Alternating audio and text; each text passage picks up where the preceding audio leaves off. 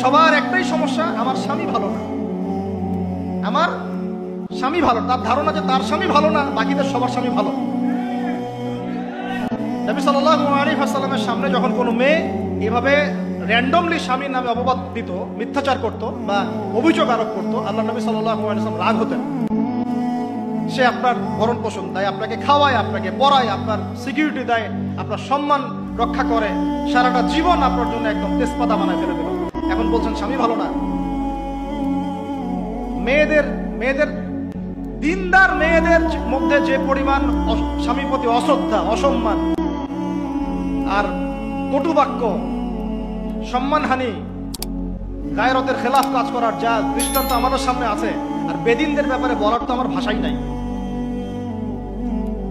মনে করবেন না যে কেউ মাদ্রাসায় পড়লেই একদম দুধে দেওয়া তুলসী পাতা হয়ে যায়, না, ভুল ধারণা আপনার, কখনো নয়। আমরা নিজেরা নিজেদের চরিত্র পবিত্র রাখবো, ইনশাল্লাহ আল্লাহর কাছে পবিত্র মেয়ে চেয়ে নিব। একটা মেয়ে যে স্বামীর সম্মান বোঝে না, সে কিসের স্ত্রী? একটা মেয়ে যে স্বামীর সম্মান বোঝে না, সে কিসের স্ত্রী? আবার একটা স্বামী যে তার স্ত্রীর সম্মান বোঝে না, সে কিসের স্বামী? সমস্যা, আমি ইসলাম এবং পারিবারিক জীবন নিয়ে আমার ভিতরে এত কথা জমে আছে, এটা বলতে গেলে আমার 3 ঘন্টা সময় লাগবে। তবে আমি আলাদা করে এটা নিয়ে একটা লেকচার দেব ইনশাআল্লাহ।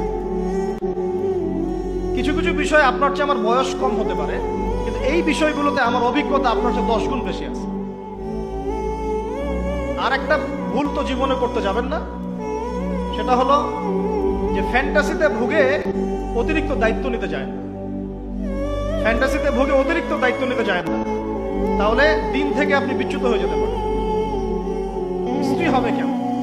কোমল, নমনীয়, শুনবে, আনুগত্য করবে, যে কথাগুলো কোরআন সুন্নাহর মধ্যে আছে এগুলো শুনবে, আনুগত্য করবে, স্বামীর সম্মান বুঝবে। সারাদিন স্বামী বাহির থেকে কষ্ট পরিশ্রম করে বাসায় ঢুকে, তার চেহারা দেখলেই যেন সব পরিশ্রম ভুলে যায়, এমন হবে স্ত্রী। ঘরে ঢুকেই খাটাস খুটুস, কথা নাই, বার্তা নাই, ঝগড়াঝাটি, হ্যাঁ, খাওয়া রেডি করা, যাও খেয়ে নাও। আপনারা কি মনে করেছেন? নবী করিম সাল্লাল্লাহু আলাইহি ওয়াসাল্লাম বলেছেন, আল্লাহর পরে যদি আমি কাউকে সেজদা করার আদেশ করতাম, আমি মেয়েদেরকে বলতাম তারা যেন স্বামীদেরকে সেজদা করে। এখন তো আপনারা সব তসলিমা নাসরিনের ফ্যান হয়ে বসে আছে। ওরা আপনাদেরকে ব্রেইন ওয়াশ করে দিয়েছে। সব ক্ষেত্রে সমান অধিকারের কথা আপনাকে কে বলেছে? কোন কোন ক্ষেত্রে আপনাকে অগ্রাধিকার দেওয়া হয়েছে। আপনি খুঁজছেন সমান অধিকার, আর ইসলাম দিয়েছে অগ্রাধিকার। কত বোকা আপনি! কমন সেন্স নাই, ননসেন্স। বাসায় ঘরে ঘরে প্রবলেমস গুলো চলতেছে, ঘরে ঘরে। কেন এত বেসবর? কেন এত আনুগত্যহীনতা? কেন? কথা শুনতে হবে, মানতে হবে, বিশ্বাস করতে হবে। সম্পর্ক শুধু ভালোবাসার বলে টিকে থাকে না। সম্পর্ক টিকে থাকে একে অপরের বিশ্বাসের ফলে, একে অপরের শ্রদ্ধাবোধের উপরে, একে অপরের সম্মান বোধশক্তির উপরে। এগুলোর উপর সম্পর্ক টিকে থাকে। সৌন্দর্য, ভালোবাসা তো আজ আছে কাল নাই। বিশ্বাস, রেসপন্সিবিলিটি, সবর, ইতাআত, এগুলোর উপর সম্পর্ক টিকে থাকে। তখন ভালোবাসা এত লম্বা হয় যে দেখেন অনেক চাচা চাচিরা আছে এখনো, বৈবাহিক সম্পর্ক হয়তো 40 বছর, এখন পর্যন্ত কোনোদিন ঝগড়া লাগে নাই। এমনকি ওই চাচিকে আপনি বলেন যে বাসার থেকে অন্য জায়গায় থাকতে, ও স্বামী মরে গেলেও ওই স্বামীর ভিটা ছাড়তে রাজি না, না আমি আমার এই স্বামীর ভিটা ছাড়তে রাজি না। এই তো 40 বছর আগে জেনারেশনটাকে আপনি দেখেন, আর এখনকার মেয়েদের জেনারেশনটাকে আপনি দেখেন। কিসের সেকুলার ঘরের মেয়ে আর কিসের মাদ্রাসার মেয়ে, সবই একই অবস্থা।